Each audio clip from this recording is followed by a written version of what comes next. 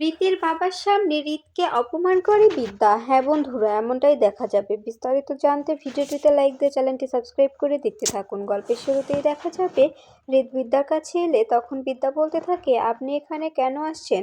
বারবার আমার কাছে আসার মানেটা কি? আর আপনি তো আমাকে কথা দিয়েছেন যে আপনি আমার বোনকে বিয়ে করবেন। সেই সম্পর্কে আমি আপনার কে হই এটা কি আপনার মাথায় আছে? তখন দেখা যায় রীত বলতে থাকে, আমার মাথায় আছে সব কিছু, কিন্তু বিদ্যা তুমি এভাবে আমাকে আমাকে ফাগুনের হাতে তুলে দিতে পারো না। আমি তোমাকে ভালোবাসি। আমি তোমার হয়ে থাকতে চাই। আমি তোমাকে নিয়ে সংসার করতে চাই। আমি ফাগুনের হতে চাই না। প্লিজ তুমি বোঝার চেষ্টা করো। তখন বিদ্যা বলতে থাকে, আপনাকে আমি যেটা বলেছি আর আপনি আমাকে কথা দিয়েছেন। আপনি আমাকে প্রমিস করেছেন যে আপনি আপনি ফাগুনকেই বিয়ে করবেন। এইদিকে দেখা যায় রাজদীপ চ্যাটার্জি কাশ্যপ ব্যানার্জিকে বলতে থাকে, আপনার কি মনে হয় বিদ্যা কি ওর কথা রাখবে?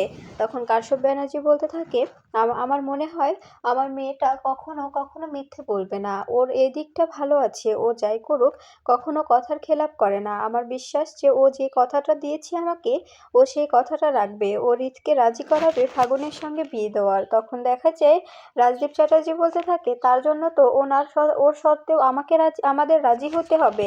কলেজটা তো বাঁচাতে হবে, তাই না? তখন দেখা যায় কাশ্যপ ব্যানার্জি বলতে থাকে, আমি কথা দিয়েছি, কিন্তু আমি এই কাজটা করতে পারবো না। এদিকে বিয়ে সম্পূর্ণ হবে, ওদিকে আপনি বুলডোজার নিয়ে এসে বিল্ডিংটা একদম ভেঙে দেবেন, হোস্টেলটা একদম ভেঙে দেবেন। আর ও কি করে এটা আটকায় সেটাও আমি দেখে নেব। তখন দেখবেন ও বিয়েটাও আটকাতে পারবে না আর বিল্ডিংটা ভাঙাও আটকাতে পারবে না। তাই তাই আমাদের এটা করা ছাড়া কোনো উপায় নেই। তখন দেখা যায় রাজদীপ চ্যাটার্জি বলতে থাকে, আমাকে সবাই বলে আমি নাকি আমার মাথা নাকি অনেক ভালো চলে, কিন্তু আমারও যে কম্পিউটার আছে, আছে সেটা জানতাম না। আপনার মাথাও যে এতটা ভালো চলে এটা আমি কখনোই জানতাম না। এরপরে দেখা যায় তখন দেখা যায় কাশ্যপ ব্যানার্জি বলতে থাকে, আপনাকে যেটা বললাম সেটা করুন। এদিকে দেখা যায় বিদ্যা ক্লাসরুমে পড়াতে থাকলে তখন ক্লাসের ছেলেমেয়েরা বিদ্যার সঙ্গে অসভ্যতম করতে থাকে। আর একটি ছেলে বিদ্যাকে বাজে বাজে কথা বলতে থাকলে তখন দেখা যায় বিদ্যা বলতে থাকে, তোমাকে এ কলেজে কে অ্যাডমিশন দিয়েছে? তখন ছেলেটি বলতে থাকে, পুরো 50 লাখ টাকা ডোনেশন দিয়ে তারপরে এখানে অ্যাডমিশন নিয়েছি। আর এখানে অ্যাডমিশন দিয়েছে কে সেটা আপনাকে জানতে হবে না।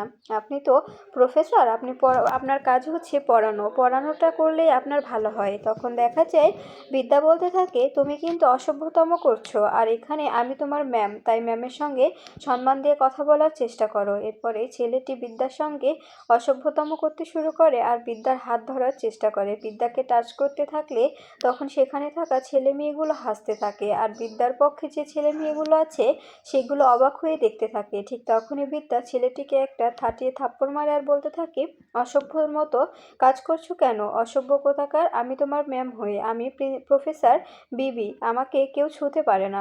বুঝতে পেরেছো? এরপরে দেখা যায় ছেলেটাকে টানতে টানতে সবার সামনে নিয়ে আসে আর সেখানে নিয়ে এসে ব্যাট বের করে ছেলেটাকে বেধড়ক মারতে থাকে আর বলতে থাকে, আর যদি কখনো কখনো তোমার এরকম এরকম ম্যামের প্রতি আকর্ষিত হওয়ার ইচ্ছে থাকে, তবে এরকম এই পানিশমেন্টটা যেন তোমার মনে থাকে। এরপরে দেখা যায় বেত বের করে ছেলেটিকে সেই মারতে থাকে। তখন দেখা যায় বিদ্যা বলতে থাকে, এরকম মার যদি তুমি কখনো আর না খাও, সেই জন্য সবসময় তোমার এই মায়ের কথা মনে থাকবে। তুমি বলবে যে প্রফেসর বিদ্যা ব্যানার্জি আমাকে মেরেছিল আর এই জন্য তোমাকে এই মারটা আমি দিলাম। তুমি তুমি বুঝতে পারছো আমি কে? আমি হচ্ছি তোমাদের তোমাদের ম্যাম। মানে ম্যামকে কি বলা হয় জানো? মায়ের পরে ম্যাডামের স্থান। তাই তাই আমি তোমার মায়ের মতো। আমি হয়তো বয়সে কম, কিন্তু যেহেতু আমি তোমার শিক্ষক তাই আমি তোমার মায়েরই মতো। তারপরে তুমি আমার সঙ্গে এরকম অসভ্যতম করতে কি করে পারো? ঠিক তখনই সেখানে একটি মেয়ে দাঁড়িয়ে বলতে থাকে, আসলে ম্যামের মাথাটা খারাপ হয়ে গেছে। আসলে নিজের বরের সঙ্গে নিজের বোনের বিয়ের কথা হয়েছে তো, সবকিছু ঠিকঠাক হয়েছে। এখন কি করবে? নিজের মাথাটা পাগল হয়ে গেছে। রাগ সামলাতে না পেরে আমাদের উপরে রাগ সামলাচ্ছে। এই কথাটা বললে তখন বিদ্যা অবাক হয়ে যায় আর বলতে থাকে, তুমি এসব কি বলছো? আর ক্লাসরুমে এরকম কথা বলতে তোমার লজ্জা করে না? আমি না তোমার ম্যাম হই? তখন দেখা যায় মেয়েটি বলতে থাকে, আপনি আপনি এভাবে ওকে মারছেন কেন? ঠিক তখনই রাজদীপ চ্যাটার্জি এসে বলতে থাকে, প্রফেসর বিবি, আপনি ক্লাসের মধ্যে এরকম করে স্টুডেন্টদের মারতে পারেন না। এটাতে আপনার কোনো রাইট নেই। তখন দেখা যায় তখন প্রফেসর বিদ্যা ব্যানার্জি বলতে থাকে, সেটা আমাকে বুঝে নিতে দিন, আমার ক্লাস আমি কি করে করাবো, কি করে সামলাবো, সেটা আমাকে বুঝে নিতে দিন। তখন রাজদীপ চ্যাটার্জি বলতে থাকে, আপনি যদি মার ছাড়া ক্লাস নিতে পারেন, তবে তবে আপনি ক্লাস নেবেন, আর যদি না পারেন তবে ক্লাস থেকে আপনি কলেজ থেকে বেরিয়ে যেতে পারেন, এতে আমাদের কোনো আপত্তি নেই। তখন বিদ্যা বলতে থাকে, আমি তো এই কলেজ থেকে বেরোচ্ছি না আর বেরোবও না, তাই তাই আপনাকে আমি সাবধান করে দিচ্ছি, আমার ক্লাস নেওয়ার সময় আপনি প্লিজ এখানে আসবেন না, এখানে আসার চেষ্টাও করবেন না, আমার ক্লাস আমাকে নিতে দিন, আপনি যদি এখান থেকে যান তবে আমি খুশি হব। তখন তখন দেখা যায় রাজদীপ চ্যাটার্জি বলতে থাকে, তুমি কিন্তু বাড়াবাড়ি করছো বিদ্যা, এরকম করে তুমি কিন্তু কোনো কিছুই সফল হতে পারবে না। এরপরে দেখা যায় বিদ্যা বলতে থাকে, আপনারা তো চাইছেন যে এরকম ছেলে মেয়েদের থেকে 50 লাখ 1 কোটি এরকম টাকা ডোনেশন নিয়ে ওদেরকে কলেজে অ্যাডমিশন দেবেন, কিন্তু যারা মধ্যবিত্ত, অঞ্জলির মতো মধ্যবিত্ত, রায়ের মতো মধ্যবিত্ত, তাদের কি হবে? তারা তারা ব্রিলিয়ান্ট স্টুডেন্ট হয়ে ওদের পড়ালেখার স্বপ্ন কি সারা জীবন স্বপ্নই থেকে যাবে? আপনারা কি চাইছেন যে এই কলেজটা ভেঙে দিয়ে একাডেমি তৈরি করবেন? সেই একাডেমিতে অনেক বিদেশ থেকে, অনেক জায়গা থেকে স্টুডেন্টরা এসে পড়বে, অনেক টাকা ডোনেশন দিয়ে। আপনারা এটা তো পড়াশোনার জন্য কলেজ তৈরি করবেন না, এটা আপনাদের বিজনেস করার জন্য একটি ফাঁদ তৈরি করবেন, তাই তো? তখন দেখা যায় রাজদীপ চ্যাটার্জি বলতে থাকে, তুমি কিন্তু বাড়াবাড়ি করছো, এই বলেই চলে যায়। এরপরে দেখা যায় সবাই আস্তে আস্তে বিদ্যার পিছু পিছু বেরিয়ে গেলে তখন তখন বিদ্যার স্টুডেন্টগুলো বিদ্যাকে বলতে থাকে, ম্যাম আপনি এরকম ভেঙে পড়বেন না, প্লিজ ভেঙে পড়বেন না। তখন বিদ্যা বলতে থাকে, আমি কি করব বলো, আমি কিছু বুঝতে পারছি না, তোমরা বসে পড়ো, আমি তোমাদের ক্লাস করাচ্ছি। তখন তখন সবাই বলতে থাকে, ম্যাম সবাই তো চলে গেছে, আমরা আমরা কজন কি ক্লাস করব? তখন বিদ্যা বলতে থাকে, যারা পড়বে তারাই উপরে উঠতে পারবে, আমি আমি তোমাদের কয়জনকেই ক্লাস করাবো, তোমরা বসে পড়ো, আমি তোমাদের ক্লাস করাবো।